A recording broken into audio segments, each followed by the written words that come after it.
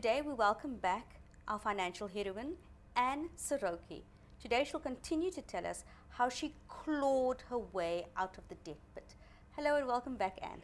Thank you so much, Ms. Fika. Thank you for having me back this week. We needed to get you back here. We've had so many people interested in your story. We've had so many people who can relate to your story. Anne, tell us, last time we left off where you were nearly 1 million rand in debt caused by medical expenses.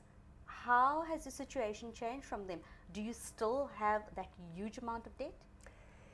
I'm proud to announce that, you know what, it was a moment for me. I went to my surgeon and he was, I don't know how to say it, I mean, next to you, he was super awesome. And, sorry, and as I was thinking, I'm still sitting and waiting on more operations to happen because of the head-on collision, etc. And then my doctor goes, you know what, Anne, what we're going to do for you? We're going to try to shift you to another hospital, but we will also work on the waiting time. And then God was just in that intervention, because it was through His grace that probably would have been another 250,000 rand, which would have taken the million way over to 1.25 or 1.5 million rand. And glad to say that exactly 6 months ago, I went to pay the last of my 35 rand. So how much debt do you now have? Now I have personal people who assisted me, who came through for me, who helped me save the Future Factory. People that when I was just having a loaf of bread in my house and eating it with whatever there is, if I could afford it. Even though I have family, you know what, Mshwika, it's a personal thing for you. It's a personal journey.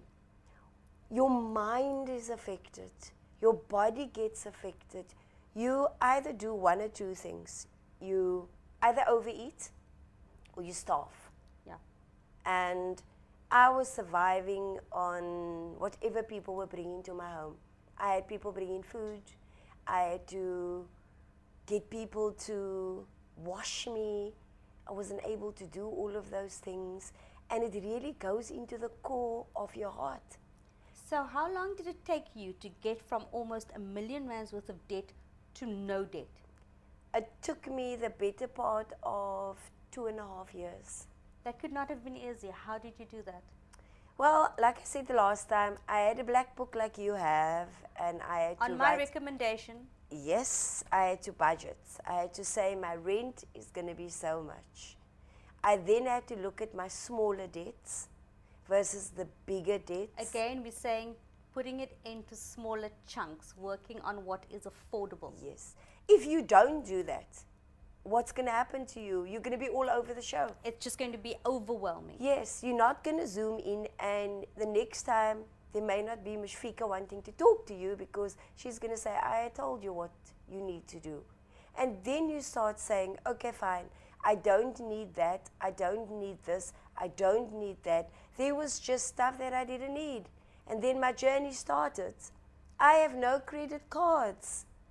I told somebody today, you know, Edgar's and all those places, they offer you the new point system cards. Pick n Pay offer you the new point system cards. So I've embarked on that.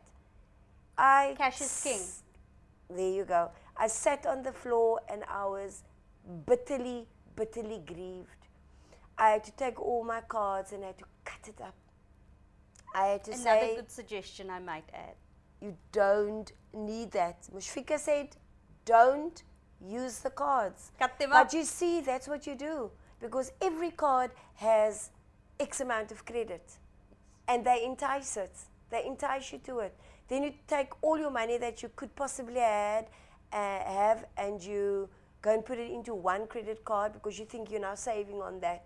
And then it's like a chicken and an egg situation. You never get out of the situation. The cycle just continues. Yes. It remains a vicious cycle.